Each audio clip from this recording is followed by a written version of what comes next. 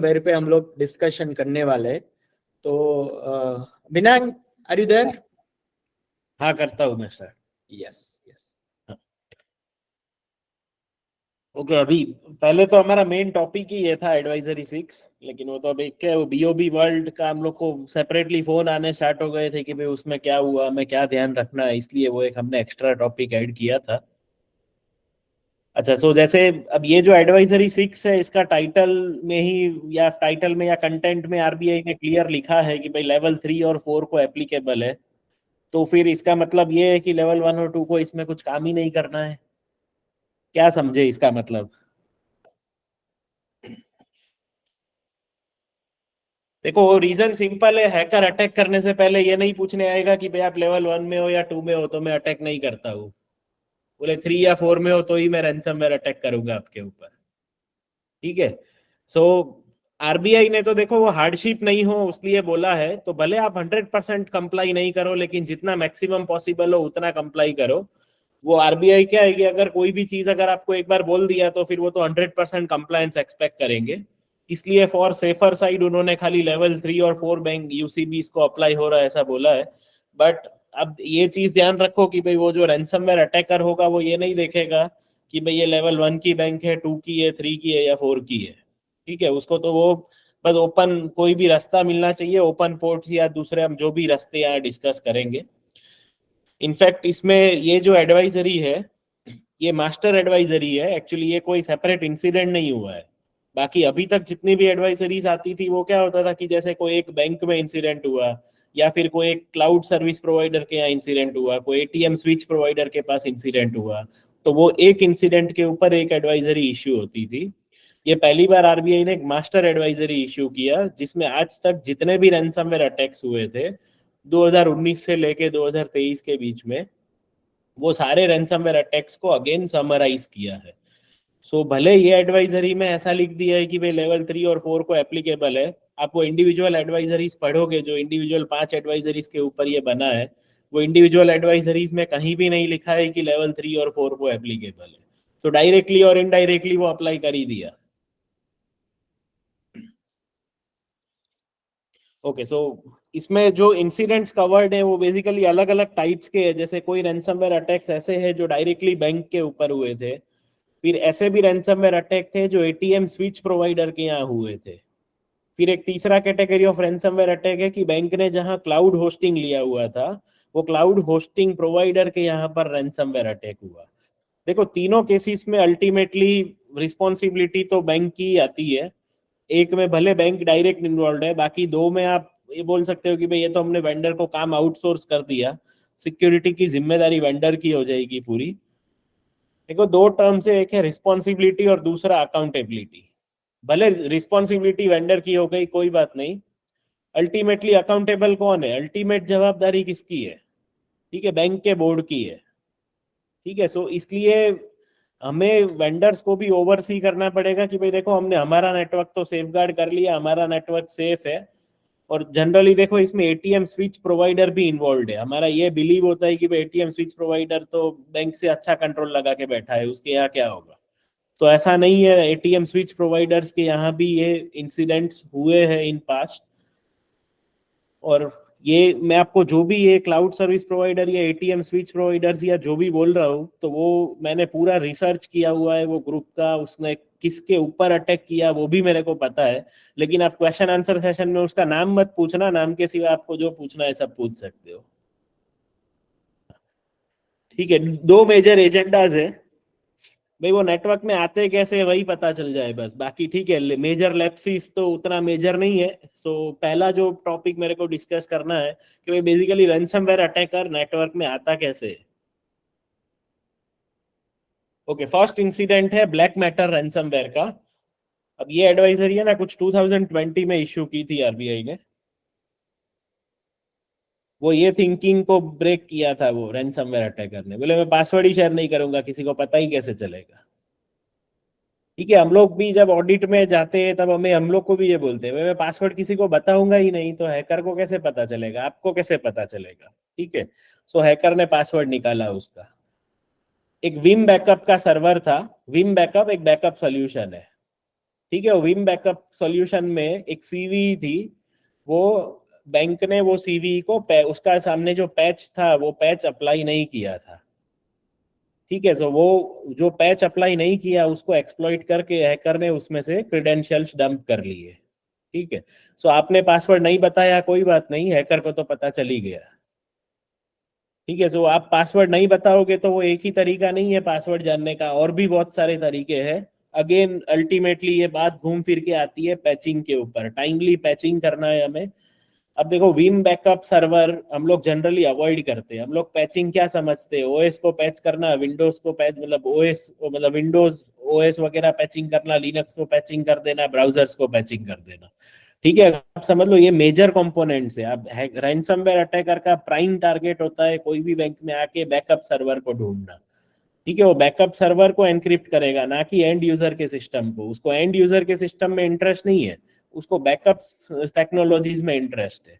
तो वो Vim backups हो गया, या आप जो भी और अल्टरनेट बैकअप सॉल्यूशंस यूज कर रहे हो, बैकअप सॉल्यूशंस को टारगेट करते हैं पहले। तो ये वो सब भी उतने ही इंपॉर्टेंट है। दूसरा, वो लोग टारगेट करते हैं आपके जो वर्चुअल सिस्टम्स है, जैसे हाइपरवाइजर आप यूज करते हो या VMware यूज करते हो, उसको रैंसमवेयर अटैकर्स टारगेट करते हैं। कि उससे क्या होगा कि वो पूरा बेस ओएस ही वो अगर रैंसमवेयर अटैक कर देगा तो इंडिविजुअल सर्वर्स को उसको टारगेट करने की जरूरत ही नहीं है। ठीक है, सो अल्टीमेटली वो सारे कंपोनेंट्स भी पैचिंग में इतने ही इंपॉर्टेंट है।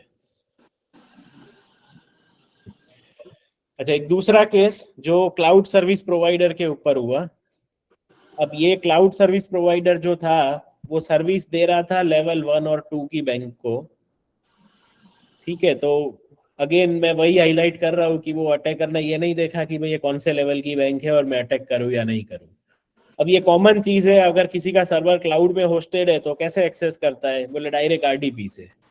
ठीक है, क्योंकि सेम थिंकिंग होती है, मैं मेरे RDP का पासवर्ड किसी को दूंगा ही नहीं तो कोई अंदर आएगा ही नहीं। ठीक है, देखो ये एक बेसिक माइंडसेट है, बेसिक इश्यूज की वजह से। देखो यहाँ कुछ हैकर को कुछ हाईफाई करना ही नहीं है। हमारे जो बेसिक एक मेंटालिटी है कि भाई मैं पासवर्ड ही नहीं दूंगा तो मेरे सर्वर का कोई RDP ही नहीं ले पाएगा, उसी को हैकर ब्रेक कर रहा है यहाँ पर। उसने कुछ ऐसा हाईफाई काम नहीं करना है। ठीक है, सो हैकर ने वो जो RDP था उसको एक्सप्लॉइट किया और क्लाउड सर्वर में एंट्री लिया। अच्छा, अब भले ये एडवाइजरी जो इश्यू हुआ वो डायरेक्टली RDP सर्विस के ऊपर था, दूसरे ऐसे भी केसेस हो सकते हैं, भले आपका क्लाउड में होस्टिंग नहीं है, लेकिन मैंने ऐसे भी केसेस देखे, बैंक में एक सर्वर है या बैंक में एक PC है, उसमें पोर्ट फॉरवर्डिंग करके RDP चला रहे हैं। क्यों? क्योंकि बोले वो सिंगल पर्सन ही हूं मैं, रिकंसिलेशन मैं ही देखता हूँ, घर से कभी भी एक्सेस करना पड़ सकता है, तो पोर्ट फॉरवर्डिंग करके RDP चलाते हैं। फिर उससे भी एडवांस केसेस आते हैं, क्रोम ब्राउजर में रिमोट एक्सेस सेटअप करते हैं। ठीक है, अब वो क्रोम ब्राउजर में आप रिमोट एक्सेस सेटअप करते हो, कोई भी एक छोटा सा एक मालवेयर आया, वो क्रोम में जितने भी ID पासवर्ड सेव है सब कुछ लेके जाएगा, और फिर वो जैसे आप रिमोट एक्सेस लेते हो वैसे हैकर भी लेगा। दोनों का काम हो रहा है, आपका भी हो रहा है वर्क फ्रॉम होम, हैकर का भी वर्क फ्रॉम होम हो गया। ठीक है, सो एक्सपोज्ड क्रेडेंशियल्स, या एक्सपोज्ड क्रेडेंशियल तो नहीं लेकिन exposed RDP services on on internet, ये बहुत कॉमन इश्यू है। आप लोग ध्यान रखो कि कोई भी अगर आप समझ लो ऐसी सर्विसेज यूज करते हो, तो वैसे तो RDP अलाउड ही नहीं है आपको ऐसे यूज करना, लेकिन मान लीजिए फॉर वर्स्ट केसेस आपने कुछ कोई टेम्पररी कुछ काम है और यूज करते भी हो, तो पब्लिक IP पे व्हाइट लिस्ट करो RDP को, जिससे कि पूरे वर्ल्ड के लिए ओपन नहीं हो। ठीक है, यहाँ तो आपको इंडिया भी नहीं करना है, मैं बोल रहा हूँ अगर आपको 2 IP पे जरूरत है तो आप 2 IP को स्पेसिफाई करो।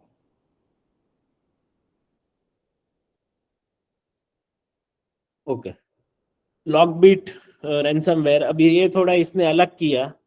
बोले ठीक है, इसने ऐसा किया कि भाई बहुत सारी बैंक्स का क्या है, पाम सॉल्यूशन क्लाउड में होस्टेड है। ठीक है, तो इसने पाम सॉल्यूशन को टारगेट किया। बोले पाम सॉल्यूशन से क्या होगा कि पाम सॉल्यूशन बेसिकली एक जंप सर्वर जैसा काम करता है, वहां से मैं कोई भी सर्वर में जाऊँ तो घुस सकता हूँ ना। देखो, प्रिविलेज एक्सेस मैनेजमेंट सॉल्यूशन जो है, वो प्रिविलेज एक्सेस मैनेजमेंट सॉल्यूशन का काम क्या है कि भाई आपके पास समझ लो 10 सर्वर है, उसकी आपको प्रिविलेजेस को मैनेज करना है, आपको एडमिनिस्ट्रेटर का क्रेडेंशियल डायरेक्ट यूजर को नहीं देना है। तो आपने क्या किया, एक पाम सॉल्यूशन सेटअप किया जो क्लाउड में है।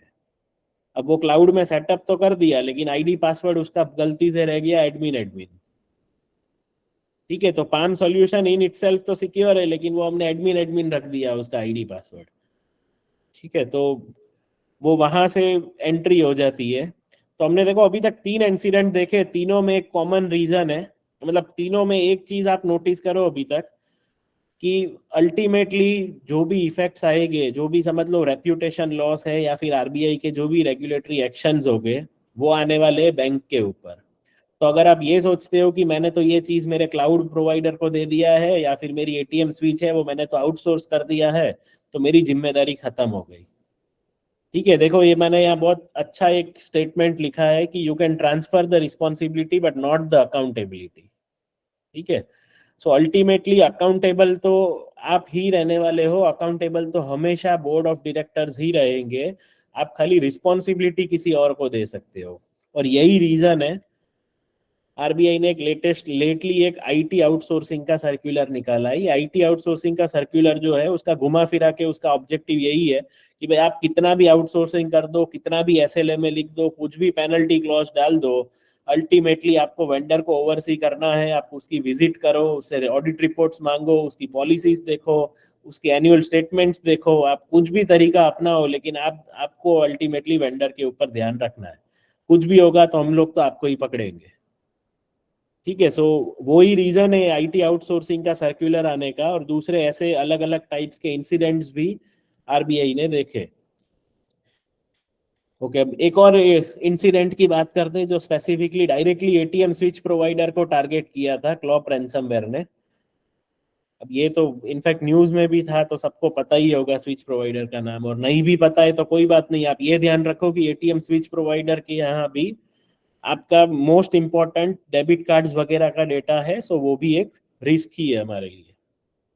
अब इसमें हैकर ने एंट्री करी एक माइक्रोसॉफ्ट एक्सचेंज, मतलब एक जैसे आप कैसे आउटलुक यूज करते हो जो माइक्रोसॉफ्ट में होस्टेड है software as a service model में, वैसे ही ये जो वेंडर है इसने क्या किया था, आउटलुक को इन हाउस होस्टिंग किया था। मतलब माइक्रोसॉफ्ट एक्सचेंज सर्वर जो था ईमेल सर्वर, वो उसका इन हाउस था। अब उसका एक पैच आया था, माइक्रोसॉफ्ट ने एक पैच रिलीज किया था, वो पैच का नाम था प्रॉक्सी शेल वल्नरेबिलिटी। अब वो उसने पैच अप्लाई नहीं किया। ठीक है, अगेन देखो पहले इंसिडेंट्स में भी अगर आप देखोगे, फर्स्ट इंसिडेंट में भी यही था, विम बैकअप को एक्सप्लॉइट करके एंट्री किया, यहाँ पर उसने प्रॉक्सी शेल से एक्सप्लॉइट करके एंट्री किया। बट अल्टीमेटली गोल यही है कि घुमा फिरा के बात आती है पैचिंग के ऊपर, और खास करके अगर वो एसेट आपकी पब्लिक फेसिंग है, क्योंकि यहाँ ईमेल सर्वर क्या था, पब्लिक फेसिंग था ना, इसलिए वो पब्लिक फेसिंग एसेट्स पे तो और ज्यादा क्रिटिकल है पैचिंग। अगेन यही स्टेटमेंट रिपीट करता हूं मैं कि अगर आपको ऐसा लगता है कि भाई I am responsible for bank security और vendor is responsible for their security, तो वो सबसे बड़ा मिसकंसेप्शन है, वो अभी से हम लोग को क्लियर कर देना है। ठीक है, वो मैं अभी तक शायद 4th या 5th टाइम रिपीट कर रहा हूँ कि you can transfer the responsibility but not the ultimate accountability. ठीक है, इसको हम लोग सीधी लैंग्वेज में ऐसा बोल सकते हैं, गला किसका पकड़ा जाएगा। ठीक है, सो आप कितना ही आउटसोर्सिंग कर दो, कितना ही स्ट्रिक्ट एसएलए बना दो, अल्टीमेटली गला तो आपका ही पकड़ा जाएगा।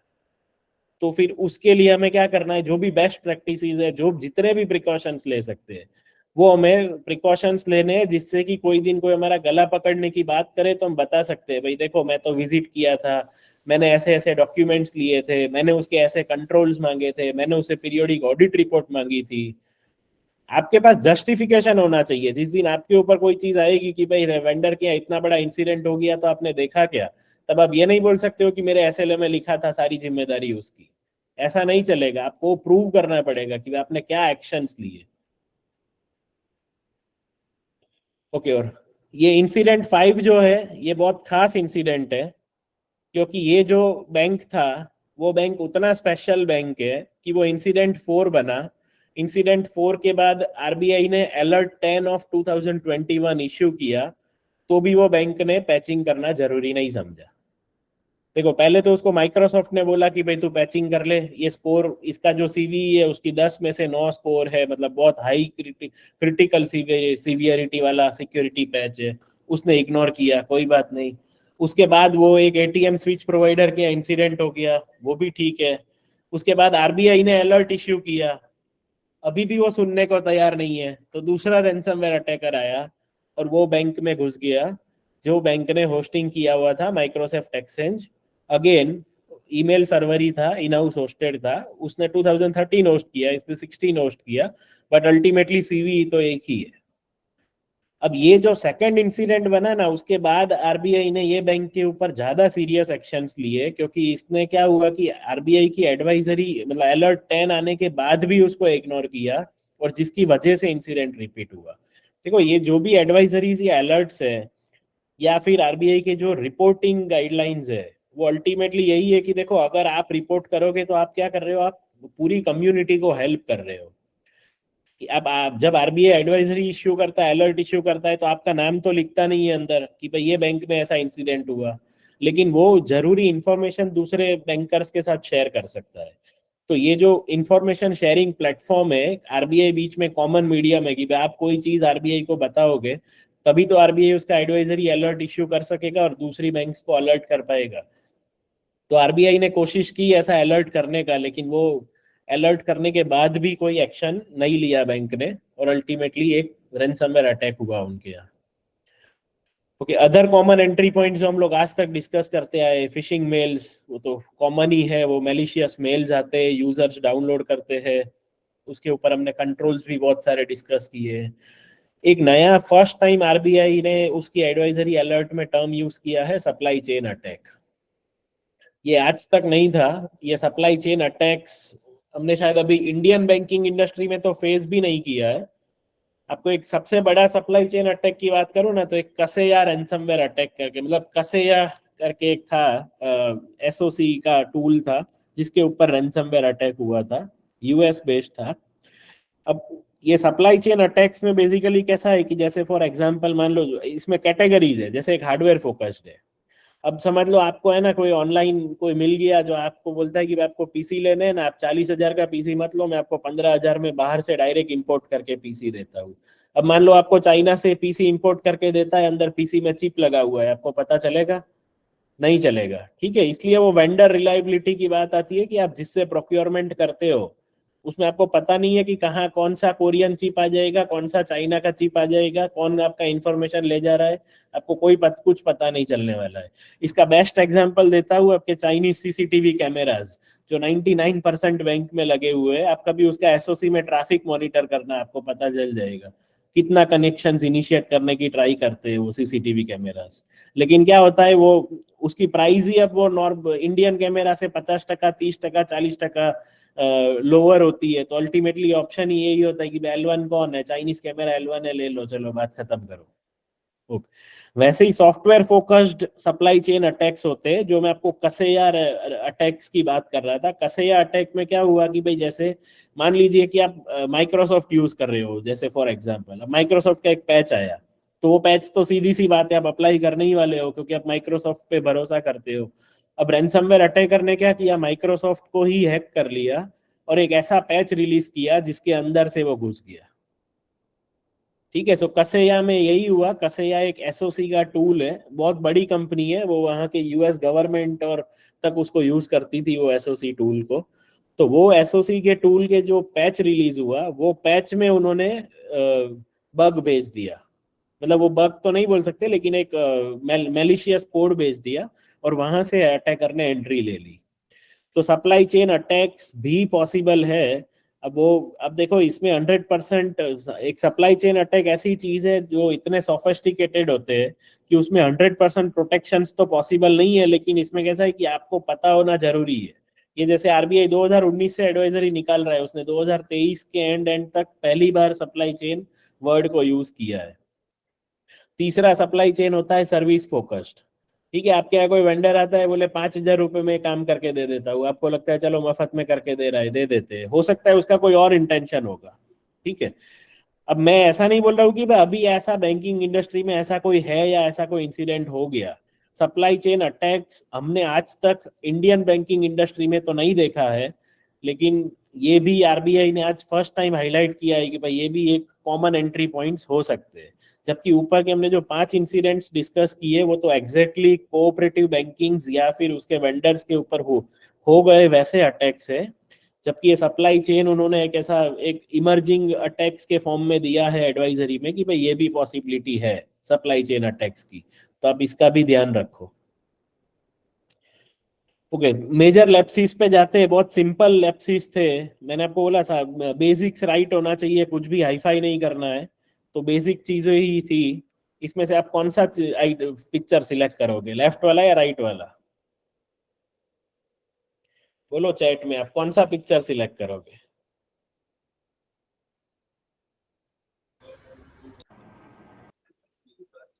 लेफ्ट लेफ्ट लेफ्ट वाला सिलेक्ट करोगे ना?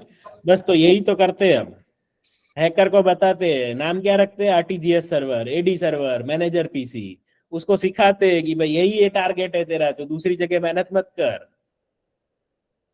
ठीक है, सो आपके जो नाम होने चाहिए वो रैंडम नाम होने चाहिए। ऐसे हम लोग तो सामने से बोलते हैं कि भाई ये तो सीसो का पीसी है, ये तो आरटीजीएस सर्वर है, तू इसी को टारगेट कर, तो दूसरी जगह क्यों मेहनत कर रहा है? ठीक है, सो हम लोग ऐसा इमेज बना के देते हैं हैकर को। ठीक है, हम लोग ये गार्बेज में भी तो सोना रख सकते हैं ना, जरूरी थोड़ी है ऐसा ऊपर डॉलर ड्रॉ किया हो तो ही अंदर सोना रख सकता है। ठीक है, सो सबसे बड़ा लैप्स है जेनेरिक नेम्स देना सिस्टम को। हैकर एक बार नेटवर्क में आता है, आपने उसका काम इजी कर दिया, उसको बता दिया यही टारगेट है, तो दूसरी जगह मेहनत मत कर। ओके, दूसरा है जेनेरिक यूजर नेम्स देना। बोले तू क्यों पासवर्ड, तू खाली पासवर्ड ढूंढने में मेहनत करना, यूजर नेम मैं ही दे देता हूँ, एडमिनिस्ट्रेटर ही है मेरा यूजर नेम। ठीक है, बोले तेरे एफर्ट्स आधे कर देता हूँ, अब तू यहां तक मेहनत करके आया है, खाली हाथ क्यों जाएगा? ठीक है, सो एडमिनिस्ट्रेटर रखना, एडमिन रखना, ऐसे सारे कॉमन यूजर नेम्स रखते हैं। अच्छा, फिर जब टू फैक्टर ऑथेंटिकेशन की बात आती है ना, तो हम लोग से फाइट करने लग जाते हैं। बोले आरबीआई आईबीआई ने बोला सीबीएस में करने का, सीबीएस में कर दिया, बात खत्म हो गई। ठीक है, देखो टू फैक्टर ऑथेंटिकेशन आप खुद डिसाइड करो आपके लिए क्या क्रिटिकल है। ठीक है, आप आरबीआई के सर्कुलर पे मत जाओ, आप प्रोएक्टिव बनो, आप डिसाइड करो आपके लिए क्या क्रिटिकल है। आपके लिए एक्टिव डायरेक्टरी का सर्वर क्रिटिकल है तो उसमें 2FA होना चाहिए, आपके लिए डेटाबेस क्रिटिकल है तो उसमें 2FA होना चाहिए, आपके पास एसएमएस का इंटरफेस है बैंक के अंदर होस्टेड, उसमें 2FA होना चाहिए। देखो आप प्रोएक्टिव बनो, आप ये मत बोलो कि भाई आरबीआई के कौन से सर्कुलर में लिखा है कि भाई ये वाले में 2FA करना है तो मैं करूंगा। ठीक है, ऐसा नहीं है, आपको प्रोएक्टिव बनना है। आप खुद सोचो कि भाई मेरे लिए क्या क्रिटिकल है और उसमें मैं 2FA करूंगा। इसका मतलब ये नहीं है कि आप कोई चीज ऐसा बोल दो कि आरबीआई ने भले बोला मेरे लिए नॉन क्रिटिकल है तो मैं 2FA नहीं करूंगा। ठीक है, आरबीआई ने बोला वो तो करना ही है, उसके सिवा आपको आइडेंटिफाई करना है कि what is critical for you. तो ये मैंने कुछ एग्जांपल्स लिखे हैं कि जैसे हम लोग सीबीएस में तो 2FA करते ही है, आरटीजीएस इंटरफेस डेटाबेस का एक्सेस करते हो, एडी सर्वर्स एक्सेस करते हैं, एसएमएस इंटरफेस हो गया, ईएमपीएस के इंटरफेस हो गए, या और कोई भी ऐसी जगह जो आपको लगता है क्रिटिकल है। अब देखो क्रिटिकल हमेशा सर्वर ही नहीं होता है, कभी कभी पीसी भी क्रिटिकल होता है। अपने यहाँ सीसो ऐसे है, जो आईटी मैनेजर्स है, सीसो है, वो ऐसे है जिनके डेस्कटॉप पे एक पासवर्ड की फाइल पड़ी रहती है, password dot TXT plain text में होती है, उसमें कोई वो एनक्रिप्शन भी नहीं होता है। ठीक है, तो वो सीसो का पीसी भी तो क्रिटिकल हो गया। ठीक है, क्योंकि डेस्कटॉप पे तो पूरी बैंक के एक्सेस पड़े हैं ना।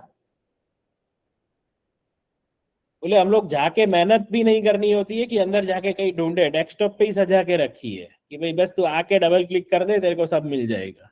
बोले मेरे मेरे कौन सी फायरवॉल का क्या पासवर्ड है, मेरे क्लाउड का क्या पासवर्ड है, मेरे डेटाबेस का क्या पासवर्ड है, मेरे सारे एडी एडी वगैरह XYZ जितने भी इंटरफेस है सबके क्या पासवर्ड है, सब कुछ यही फाइल में है, तू अलग अलग जगह मेहनत मत कर। ठीक है, सो वैसे कोई भी जगह जहां क्रिटिकल डेटा है वो आपके लिए क्रिटिकल है। तो ऐसा नहीं है कि भाई खाली अगर सर्वर ही क्रिटिकल होता है, वो पीसी भी क्रिटिकल हो सकता है, या फिर ऐसा नहीं है कि फायरवॉल ही क्रिटिकल हो सकती है। वो आपको पता होगा कि कहाँ आपका क्रिटिकल डेटा है और उसको आप क्लासिफाई करो। आप ऑडिटर का वेट मत करो, ऑडिटर को नहीं पता है, आरबीआई को नहीं पता है कि आपने कहाँ क्या डेटा रखा है। आपने हो सकता है ना ये वाले राइट साइड वाले डब्बे में छुपा के रखा है सोना, तो आप उसके ऊपर सिक्योरिटी लगाओ, जरूरी नहीं है कि हमेशा लेफ्ट वाले में ही छुपाया होगा आपने। तो आपको ज्यादा पता होगा कि हमने कहाँ डेटा रखा है, हमारे लिए क्या इंपॉर्टेंट है, वहां पर आप टू फैक्टर्स या अदर ऑथेंटिकेशंस का सोचो।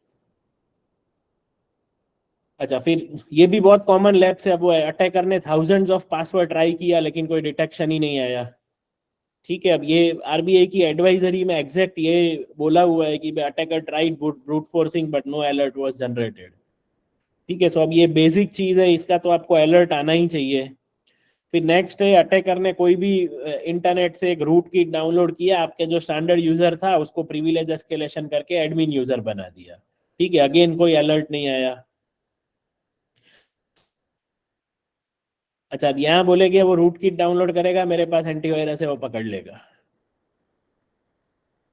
देखो, अगर एंटीवायरस पकड़ लेने वाला होता या पकड़ लिया होता तो फिर तो एडवाइजरी ही नहीं होती और आज अपने यहाँ मीटिंग में ही नहीं बैठे होते।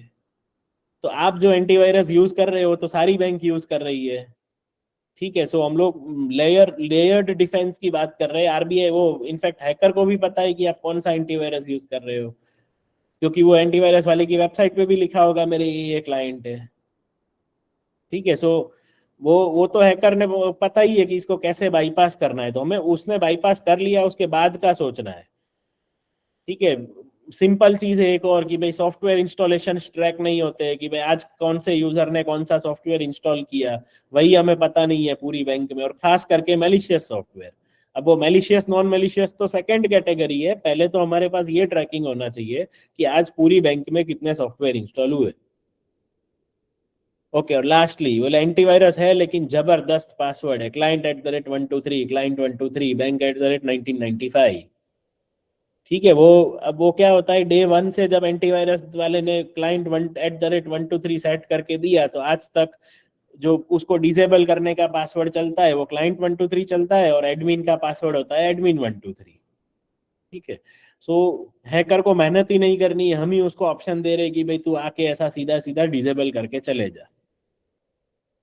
देखो, हमने आई थिंक ऑलमोस्ट हमने एडवाइजरी पूरी कवर कर ली है। आपने कहीं पर भी ये नहीं देखा होगा कि हैकर को कुछ हाई फाई काम करना पड़ा है, और आपके साइड से अगर बात करें तो भी ऐसा कोई हाई फाई इम्प्लीमेंटेशंस की बात नहीं है। बेसिक्स को राइट तरीके से करना है, यही बात है। ये तो वापस मतलब आपको साइबर सिक्योरिटी का जो ABCD है वही प्रॉपर आना चाहिए।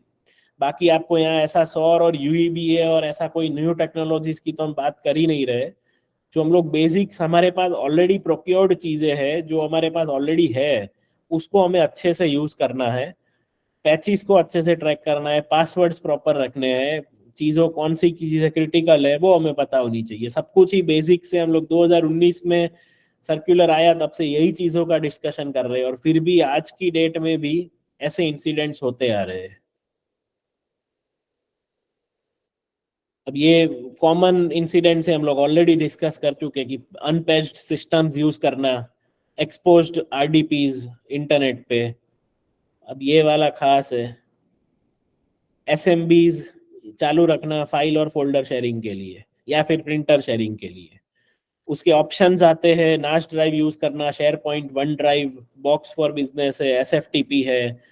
अब वो अल्टरनेट ऑप्शंस है, क्योंकि ये जैसे ही मैं SMB बंद करने की बात करूंगा ना, बोलेगे कि क्या ऑप्शन क्या है वो बताओ, बंद तो कर दो।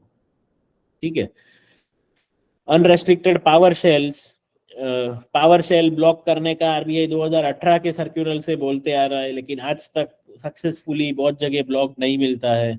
इनएडिक्वेट मॉनिटरिंग इन एसओसी, अगर एसओसी में मॉनिटरिंग होता तो जैसे वो thousands of brute force attempts या प्रिविलेज एस्केलेशंस, और ये एडवाइजरी में और भी बहुत सारे इवेंट्स लिखे हैं जो एसओसी इजीली डिटेक्ट कर लेता, लेकिन हम लोग वो उसकी टेक्निकल डिटेल्स में नहीं जाते अभी।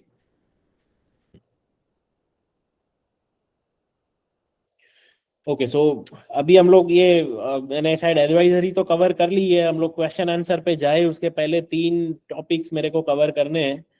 एक तो अपना जो नेक्स्ट वेबिनार है वो अनाउंस कर देता हूँ मैं, वो है रिस्क मैनेजमेंट प्लान एक्सेल में कैसे बनाना है और मेंटेन करना है, which will be held on 1 दिसंबर 2023। अब ये जो वेबिनार होगा उसके साथ में सेकेंड राउंड ऑफ कंप्लायथॉन चैलेंज होगा। अब ये जो कंप्लायथॉन चैलेंज है क्या बेसिकली, उसकी पहले बात कर लेते हैं। ठीक है, ये जो कंप्लायथॉन चैलेंज है उसमें ऐसा है, हम लोग 10 राउंड्स ऑफ क्विज खेलेंगे। एवरी राउंड ऑफ कंप्लायथॉन चैलेंज के एंड में हम लोग 2000 रुपए का अमेजोन का वाउचर देंगे। एक क्विज आज खेलेंगे, आज ही वाउचर दे देंगे जो सबसे फर्स्ट आया उसको। ऐसी 10 क्विज होगी, जो नेक्स्ट क्विज है वो 1 दिसंबर को है, ऐसी 10 क्विज करेंगे। 10th क्वीज के बाद टोटल करेंगे 10 क्वीज का, जिसका हाईएस्ट पॉइंट्स आएंगे 10 क्वीज के मिला के, उसको 11,000 का वाउचर देंगे। अब देखो यहाँ पैसे बांटने का पर्पस नहीं है, पर्पस ये है हमारा कि आप आरबीआई की इश्यूड एडवाइजरीज, अलर्ट्स, सर्कुलर्स को समझो और उसको अंडरस्टैंड करो। अब ये जो क्वीज होगी वो हम लोग आज तक जो नॉर्मल क्वीज लेते थे, ऐसे फालतू क्वेश्चन नहीं होंगे, उसमें स्पेसिफिकली आरबीआई के एडवाइजरी अलर्ट्स के टारगेटेड क्वेश्चंस पूछे होंगे। वो आज हम लोग एक क्वीज खेलेंगे तो आपको ऑटोमेटिकली वो तो आइडिया आ ही जाएगा कि मैं क्या चीज की बात कर रहा हूँ, ठीक है। अब वो उसके पहले एक लास्टली जो मैंने आज सुबह भी पोस्ट किया था कि मैंने आज वो CISSP क्रैक किया।